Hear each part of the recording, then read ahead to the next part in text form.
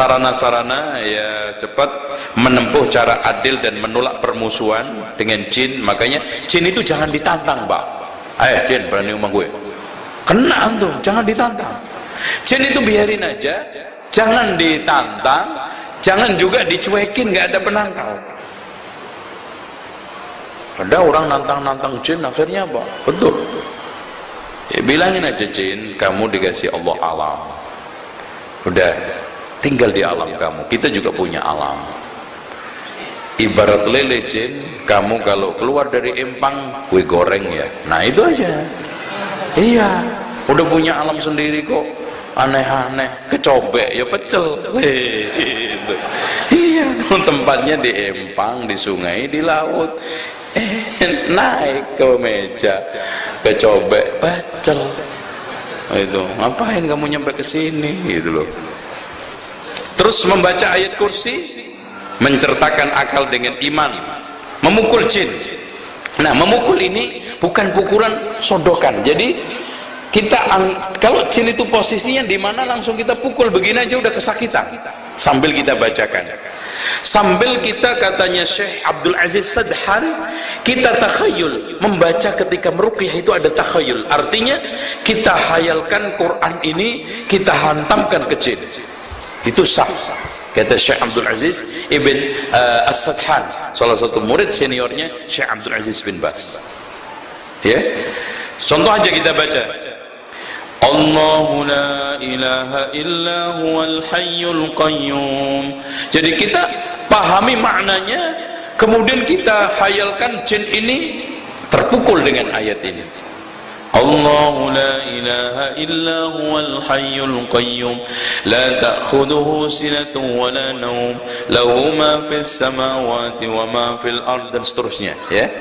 Mengusir mereka dari orang yang sakit. Makanya Rasulullah pernah mendapati orang yang kena kesurupan, ikhsa ya adullah, pergi wahai musuh Allah.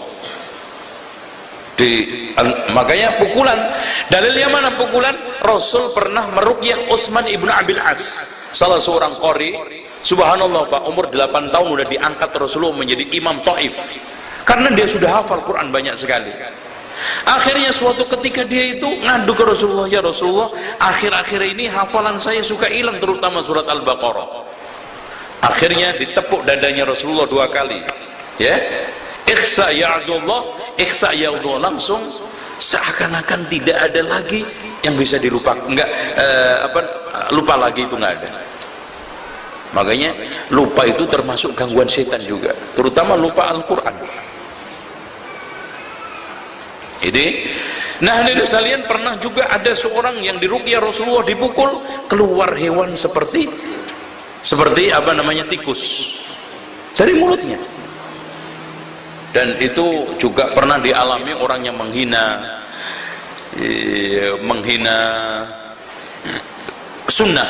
Ini saya juga turunkan di kitab saya, Membedah Akar Fitnah Wahabi. Pernah ada orang tukang lawak, tukang ngeledek, tukang guyon, sehingga ketika itu guyonan, siwak ini nggak pernah saya pakai kecuali untuk bersihin dubur saya, dimasukin bener. Sejak itu beberapa hari langsung perutnya mules terus, sakit beberapa bulan, akhirnya keluarlah hewan seperti tikus, dan sempat hidup beberapa saat itu hewan. Dan dia sebelum meninggal mengatakan, hewan inilah yang memutus-mutuskan usus saya. Tuh, sanksi kontan di dunia buat orang yang menghujat sunnah. Ini termasuk juga syarat ruqyah. Nih, yang pertama, agar menggunakan kalamullah dengan asma sifatnya. Nah, kita pakai Al-Quran.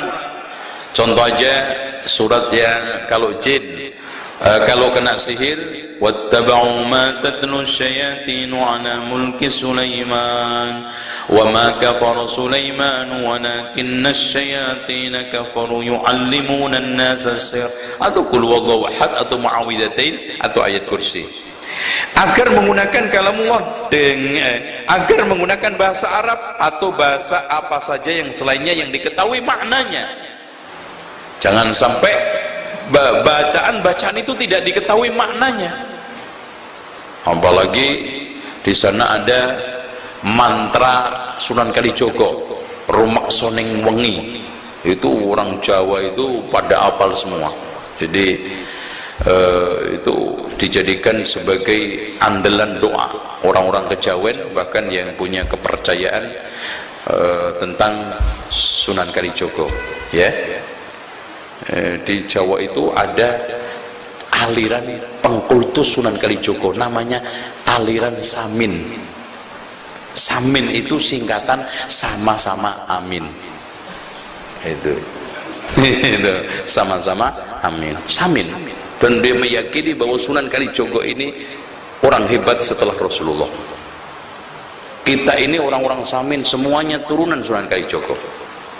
Samin, sama-sama amin. Agar tidak diyakini bahwa ruqyah tersebut memberikan pengaruh tersendiri, bahkan biiznillah, ini yang harus kita yakini.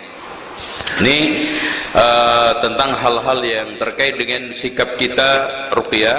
Jangan sampai wah sembuh ini gara-gara saya, coba kalau nggak ke saya, wah ini setan tuh. Bahkan Pak, subhanallah, hati-hati tukang ruqyah. Setan menipu kita nggak tahu. Sembuh juga ujian, tidak sembuh juga ujian. Antum tahu nggak ceritanya Barseso? Barseso itu ahli ruqyah paling jempol, ternyata ditipu oleh syaitan. Doanya dikasih oleh syaitan. Yang menjelma setan putih, menampilkan dirinya orang alim dan ibadahnya kuat, sampai Barseso yang ahli ibadah itu merasa minder di depan dia. Akhirnya dia pamit mau pergi mencari orang yang lebih hebat daripada Barseso, ternyata dia di bawah dia. Setelah dia mau pamit, diajarkan, wahai Barseso, kalau kamu ingin seperti saya, baca ini zikir. Di samping itu nanti siapa aja yang kena kesurupan setan jin, kamu bacakan akan keluar. Akhirnya setan jin itu masuk ke orang. Yang nyurupin dia juga. Nanti kalau dengar bacaan ini, keluar, sembuh. Nyurupin lagi sampai yang disurupin adalah perempuan, anak perempuan raja. Yang akhirnya Masya Allah terjadi suatu hal yang tidak dimurka oleh Allah. Perempuan tersebut dizinai dan akhirnya hamil dan akhirnya dibunuh. Dan akhirnya Barseso pada saat digantung di pancung, setan lagi datang. Barseso, ternyata kamu bla-bla begini, kamu enggak mau saya selamatkan dengan syarat sujud sekali ke saya. Ternyata setelah sujud pun enggak diselamatkan, akhirnya mati dalam keadaan syirik. Coba, numpuk dosa. Waspada, tipu daya setan. Ini disebutkan oleh Imam Ibnu Qayyim dan juga disebutkan oleh Imam Al-Maqdisi di dalam kitab Masaibul Insan min Makaidi Syaitan, musibah manusia akibat tipu daya syaitan. Kayaknya diwaspadai. Kadang-kadang orang diberikan cospleng, subhanallah, akhirnya dia nggak tahu, ujub sombong. Wah, gara-gara pokoknya kalau sono itu ahli ruqyah, hebat, sekali tiup langsung sembuh. Akhirnya orang berdatangan, ini mengeluhkan, mengkultuskan. Akhirnya apa? Dia tidak iktimat, tawakal sama Allah, tawakal, percaya, pede sama dirinya sendiri, hancur. Nauzubillah. Selanjutnya di sekalian, ruqyah hendaknya lakukan, kata Rasulullah, man istata'a minkum ayyan fa'akhaw falyaf'al. Barang siapa yang ingin memberikan kemanfaatan kepada saudaranya, hendak lakukan, termasuk meruqyah, tapi nggak usah meminta. Sehingga kalau ada teman-teman kita dalam keadaan ada kelainan, langsung aja kita ruqyah, jangan minta. Jangan sampai dia itu nunggu minta dulu gitu loh. Nah, beberapa bentuk ruqyah. Pertama, ruqyah dengan doa. Kita pegang kepalanya, Allahumma rabban nas idza bil ba'sa isfi anta syafi la shifa illa shifauka shifaan la yuqadiru saqma. Atau ruqyah dengan basmalah dan isti'adzah. Artinya apa? Antum ketika kerja apa aja, gerak apa aja, selalu baca bismillah. Dan ketika ada gangguan, a'udzubillah. Ya, pada saat ta'awud kita baca, ambil buku bismillah, makan bismillah, minum bismillah, sekarang duduk bismillah, bangun bismillah. Insya Allah itu ruqyah sendiri. Karena pernah ada Rasulullah boncengan sama sahabat, kepleset. Kemudian sahabat tersebut mengatakan, celaka ini setan. Apa yang dikatakan Rasulullah? Jangan kamu mengatakan celaka setan, katakan bismillah. Kalau kamu katakan celaka setan akan membesar segede gunung, tapi kalau katakan bismillah dia akan mengecil sekecil lalat. Makanya bismillah. Terutama di tempat-tempat jorok itu ta'awud. Ruqyah dengan doa sambil mengusap dengan tangan kanan. Terutama ketika kita sakit sendiri di kepala, ya, bismillah, qul huwallahu ahad, qul a'udzu birabbil falaq, qul a'udzu birabbin nas. Caranya ditiup dulu. Jadi tiupannya separuh ludah, separuh angin. Jangan angin tok. Itu angin atau ludah semua. Ya. Itu namanya ludah, tapi separuh ludah, separuh angin. Caranya setelah itu dibaca qul huwallahu ahad Allahu samad lam yalid wa lam yulad wa lam yakul lahu kufuwan ahad qul a'udzu birabbil falaq qul a'udzu birabbin nas malik qul a'udzu birabbil falaq min syarri ma khalaq wa min syarri ghasiqin idza waqab nafathati wa min syarri hasidin hasad. Bismillahirrahmanirrahim. Qul a'udzu birabbin nas malikin nas ilahin nas sampai selesai begini. Terus diusap. Atau kalau memang sekarang kondisi kita dalam keadaan sakit, apalagi biasanya kalau habis ruqyah itu diganggu balik. Kita pegang tempat yang sakit sambil baca bismillah bismillah bismillah a'udzubillahi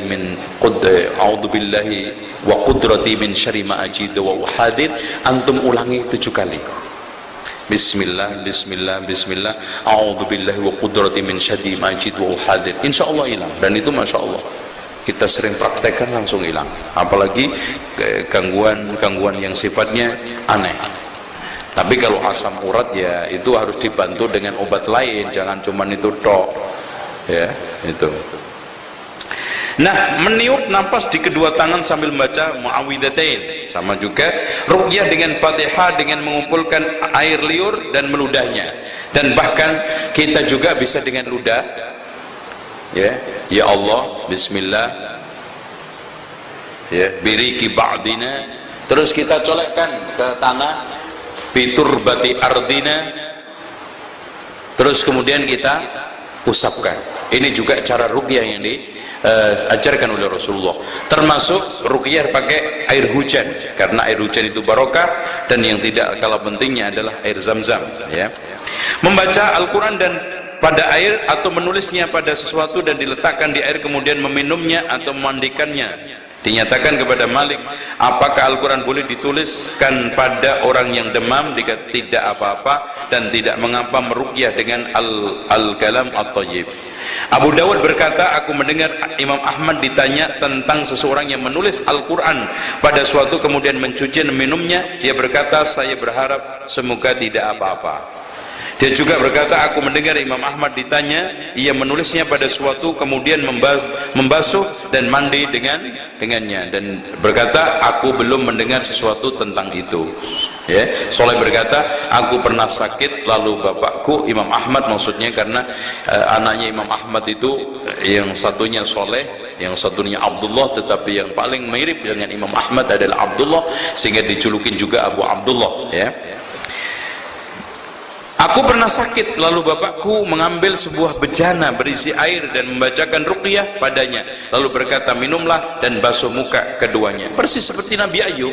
Nabi Ayub ketika sakit 18 tahun disuruh untuk menghentakkan Allah kakinya, dari bekas hentakan itu keluar air, sebagian suruh minum, sebagian untuk dioleskan. Dari dasar itu dibolehkan, terutama zam-zam. Ibnu Qayyim juga pernah praktek mengobati dirinya dengan zam-zam, karena pada saat itu dia sakit parah sekali, mencari tabib nggak nemukan, akhirnya dia ambil zam-zam, kemudian dia ruqyah membaca surat Al-Fatihah. Dia katakan hampir tidak ada bekas penyakit sedikit pun. Nah, sekarang hal-hal syarat-syarat mu'alij, syarat yang harus dipenuhi orang yang mengobati atau meruqyah, mau jadi tukang ruqyah, tabib atau dokter termasuk. Satu, hendaknya merealisasikan tauhid kepada Allah. Sulit, Pak. Kalau orang sekarang mau ruqyah, akidahnya rusak, keyakinannya rusak. Kalau sembuh pasti ini orang ditipu oleh syaitan. Ya, makanya dianjurkan orang yang meruqyah ini tauhidnya kuat, akidahnya lurus. termasuk keyakinan tadi bahwa yang menyembuhkan hanya Allah Subhanahu wa taala. Maka tidak boleh terjun ke dalam perkara pengobatan kesurupan orang yang masih melakukan amalan-amalan syirik, kalangan tarekat, tasawuf, ahli bid'ah, melakukan berbagai macam kebid'ahan, nadar kepada selain Allah, menyembah kuburan, nggak bakal sembuh itu. Dua, agar orang meruqyah ketika ia meruqyah meyakini bahwa kesembuhan hanya di tangan Allah. Itu yang harus kita miliki. Terus agar tawajuh itu betul-betul konsen kepada Allah ketika ngeruqyah. Ya Allah, saya minta supaya ini disembuhkan.